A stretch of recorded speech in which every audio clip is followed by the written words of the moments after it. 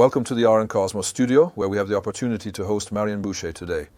Hello, hello. You're a former fighter pilot, but above all, today you work at CERT Aviation France. What is it? The CERT Aviation. It's a resource center for companies in the aerospace sector to help them fight against the cyber threat. We primarily focus on two areas: monitoring cyber threats, targeting aerospace companies through surveillance, and assisting these companies in protecting themselves. And then we intervene in case of a response to an incident if there is an attack. So we can recall a little bit what we mean by cyber threat. That is to say what? It's computer hacking. Aeronautics is targeted either by general cyber threats, such as ransomware, which will encrypt information systems and possibly steal data. And it is targeted by also quite specific threats, for example, threats related to activism. Denial of service attacks, distributed or not, are expected to target information systems, particularly those of airports and companies, which are carried out by actors from countries competing with France and who, for example, react to each French political announcement in the context of conflicts. Very concretely, we say that we are going to give Scout missiles to Ukraine, so Airbus is targeted by some Russians. Airlines and airports, not necessarily industrialists. Okay.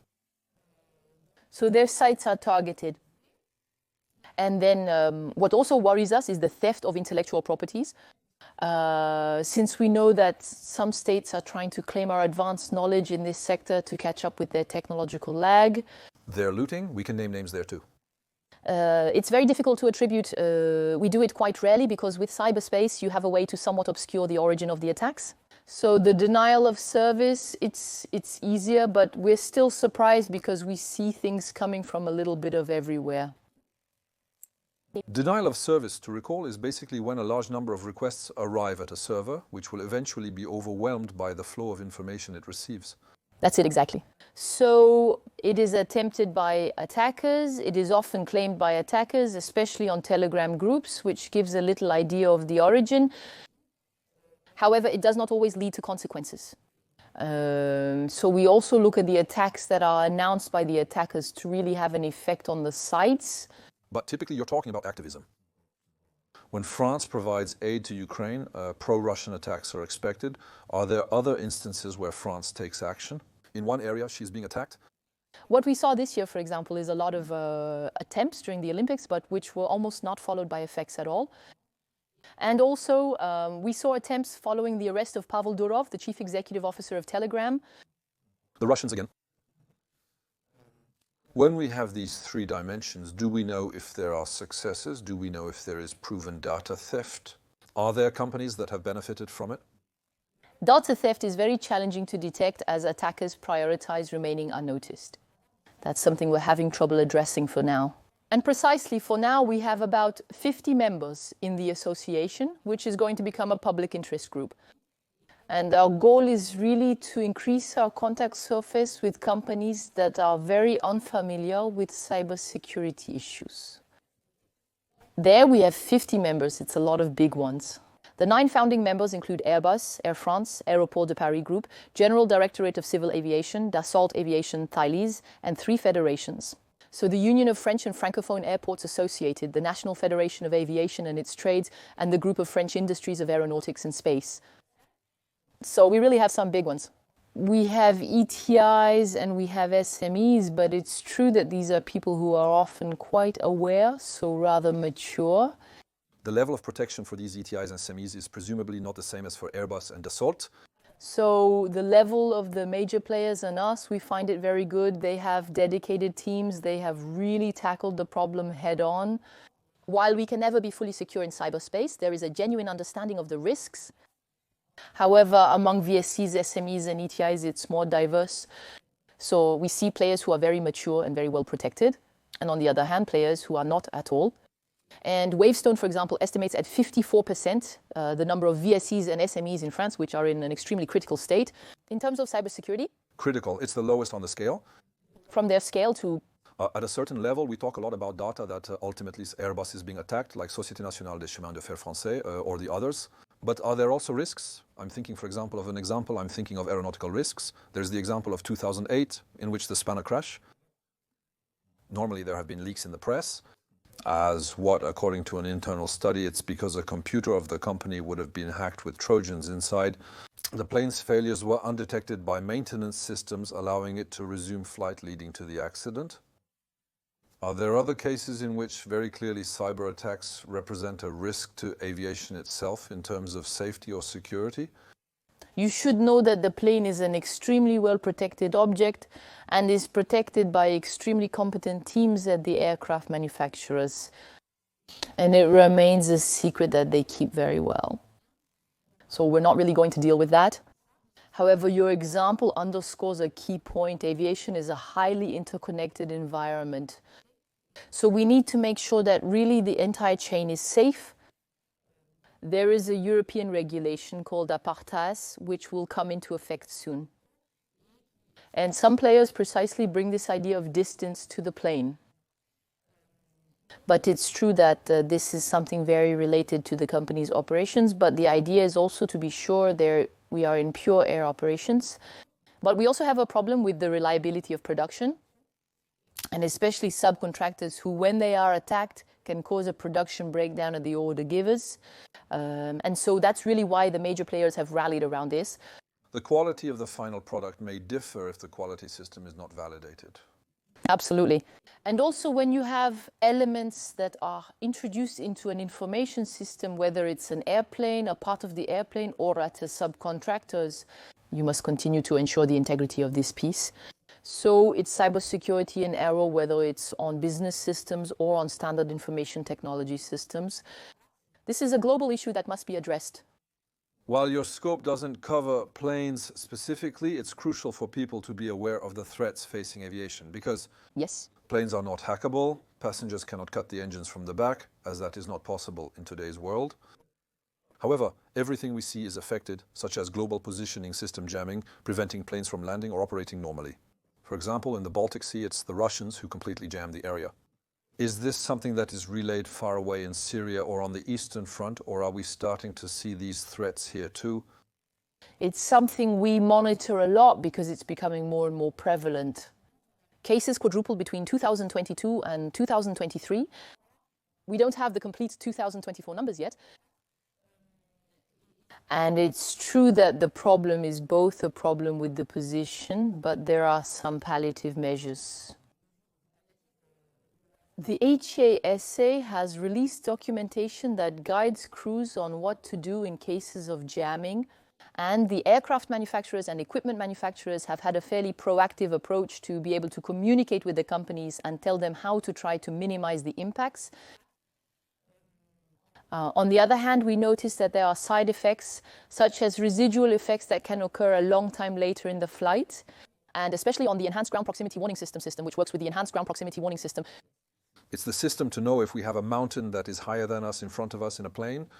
That's right, to know if there is no risk of collision with the ground, and these are things that we monitor quite a bit. And then we also look, because jamming is quite frequent, we also try to see if we don't have cases of thunderstorms. But what can happen is sometimes also jamming due to equipment that is not necessarily extremely well adjusted, like repeaters or things like that, so not necessarily intentional. The question of intentionality, however, is important. False information introduced to air traffic control or aircraft systems like automatic dependent surveillance broadcast, which transmits position and altitude data, could have serious consequences. Do we have cases in which air traffic control could receive false information that does not come from the plane, but from someone trying to mislead it? There are related systems such as automatic dependent surveillance broadcast and CARS, which are not encrypted. And as a result, they are not necessarily taken into account by the authorities that provide the mediation service. So all these security elements are still taken into account in order to properly adapt the procedures and operations and to avoid taking risks. The plane itself, when the pilot receives information through the communication system, such as waypoints and fuel data, can be controlled and monitored. Can't we imagine that the pilot receives an update? By the way, put this new data into your device. It's quite interesting because the Directorate General of Civil Aviation conducted a study with its Israeli counterpart and ASL Airlines. This information is publicly available on the internet and can be found using a search engine. And precisely the idea was to see what the crew's awareness was on these cyber issues. And in one of the scenarios, they put a hacking scenario of the CAIS. And it's interesting because this study shows that the crews are not really aware. There, they gain awareness, which awakens their consciousness to these issues. And the second interesting question is that the procedures we have in aviation, and especially the fact of cross-checking different information, having cross-checks, they allow to protect against a certain number of attacks. But it also starts from the principle of maintaining a certain redundancy. But there are fewer. They are disappearing. For example, Le Havre Airport. So we are flying more and more in AirNav, that is to say only with global positioning system. So when we lose this redundancy, do we plan for alternative means?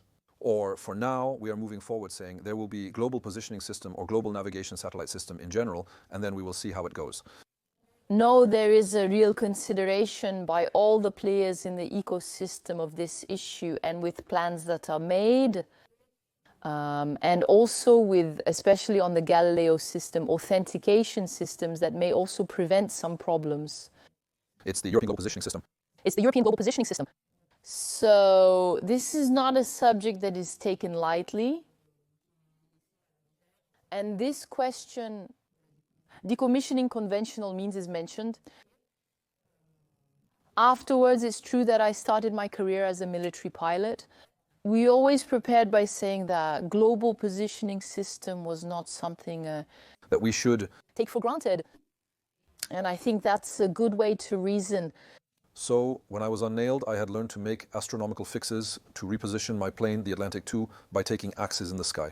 The Americans had abandoned it, calling it ridiculous. It's new in the training. But us too. Moreover, in systems that could help mitigate the effects of global positioning system jamming or potential global positioning system storm, there is this kind of system that we see coming back, or radar realignment or things like that we had seen disappear. So realignment on the stars, it already exists for nuclear missiles. French. Also deployed on some new ground-armored vehicles. So it still requires that there aren't too many clouds, but it was presented at Eurostatory recently. So we also know that navigation in war, in global positioning system denial, is a big problem.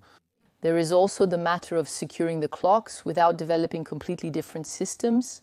And that, for example, we know how to do it by other means. So it can be a way to mitigate the consequences of an impact on the global positioning system. Well, for now, we are ahead of the pirates. We agree. We continue the work. Everyone is trying to work in this direction. You want to increase membership and resources. What is the goal? Yes, we want more members. We really want the companies. People who don't consider cybersecurity a problem come to see us.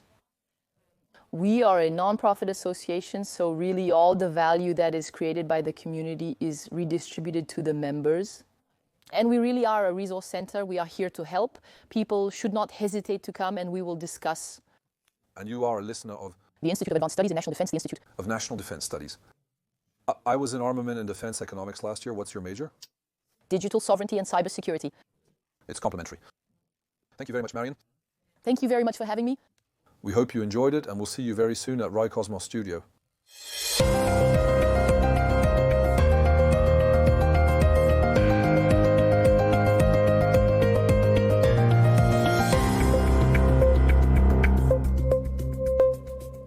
Subtitling 501.